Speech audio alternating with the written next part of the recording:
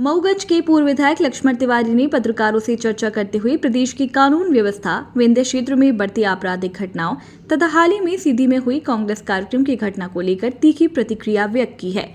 उन्होंने आरोप लगाया कि प्रशासन आम जनता की समस्याओं की बजाय नेताओं की चापलूसी में व्यस्त है, जिसके चलते अपराधियों के हौसले बुलंद है। तिवारी ने कहा कि सीधी जिले में कांग्रेस के कार्यक्रम के दौरान कांग्रेस प्रवक्ता एवं सीधी प्रभारी विनोद शर्मा के साथ हुई कथित अभद्रता, गाली गलौज, मारपीट और दुर्व्यवहार बेहद निंदनीय है। उन्होंने मांग की है कि इस घटना में शामिल लोगों के खिलाफ आपराधिक प्रकरण दर्ज कर सख्त संवैधानिक कार्रवाई की जाए। पूर्व विधायक ने आरोप लगाया है कि सीधी और आसपास के क्षेत्रों में कुछ सामंतवादी ताकतें सक्रिय हैं, जो विभिन्न समुदायों के लोगों के साथ मारपीट और अभद्रता जैसी घटनाओं को अंजाम दे रही है। उन्होंने कहा कि ऐसी घटनाओं पर तत्काल अंकुश लगाया जाना चाहिए। उन्होंने बिहार में भरत भूषण तिवारी की हत्या का भी उल्लेख करते हुए कहा कि इस घटना से देश भर में आक्रोश है और अपराधियों के खिलाफ कठोर कार्रवाई होनी चाहिए। लक्ष्मण तिवारी ने प्रदेश कांग्रेस की आंतरिक स्थिति पर भी टिप्पणी करते हुए कहा कि पार्टी के भीतर कई तरह की गतिविधियां चल रही हैं, जिसका असर आगामी चुनावों में देखने को मिल सकता है।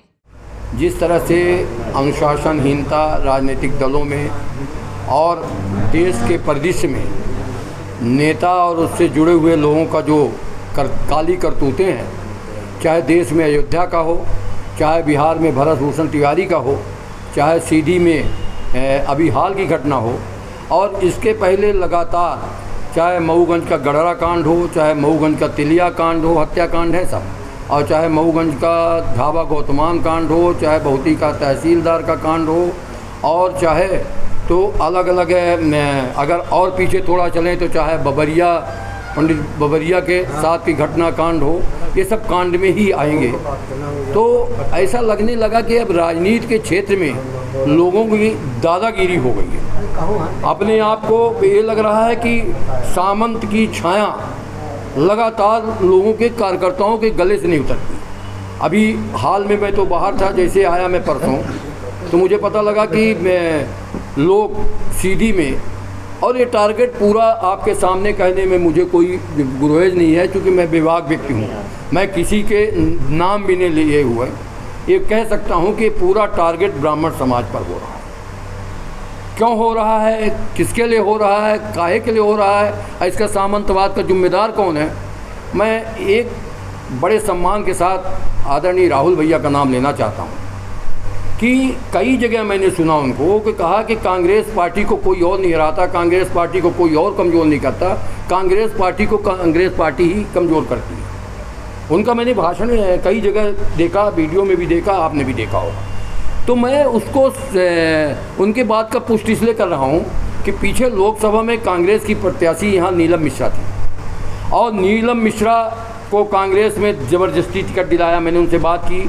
तो बोला कि नहीं, हम तो बहुत इच्छा नहीं थी, मगर लोगों ने कहा दिलाया। अब फिर उसके बाद जो कृत्य हुआ उनके साथ, उनके अनुसार और तमाम लोगों के अनुसार पंचायती राज यहाँ चलता था, जिसके हमारे बगल में लाल सिंह अध्यक्ष थे, और कई लोग यहाँ जितने पंचायती राज के, चाहे मुनीन तिवारी हुआ, अन्य बहुत लोग थे, ये सब लोकसभा में लड़े। और जब मेरे पास आके कहा कि मऊगंज में तो गजब हो रहा है, तो हमने कहा कैसा गजब हो रहा है? बोला वहाँ तो कांग्रेस के लोग ही कांग्रेस को हराने में पूरी तरह से लगे हैं, और पैसा लेके हराने में, पैसा भी लिया है और हराने में भी लगे हैं। पर चूँकि मैं नए गया था, मेरा कोई मतलब नहीं था, मैंने कहा ये वो जाने जो प्रत्याशी हैं, वो जाने जो लिया हो, वो जाने जो दिया हो। साथियों, ये घटनाक्रम मैं इसको गंभीरता से लेता हूँ। गंभीरता से इसलिए लेता हूँ कि अगर कांग्रेस की बैठक हुई, कि किसी पार्टी की बैठक हुई, राजनीतिक बैठकें हुई, और उसमें पत्रकार साथी आ गए, उसमें और कार्यकर्ता साथी आ गए, और यहाँ से जब निकलने लगे तो उनके साथ नाजायज़ तरीके से, अधर्म तरीके से उनके साथ या तो मारपीट हो, झूमा झटकी हो, बेइज्जती हो, आखिर कौन कर रहा है और कौन करा रहा है?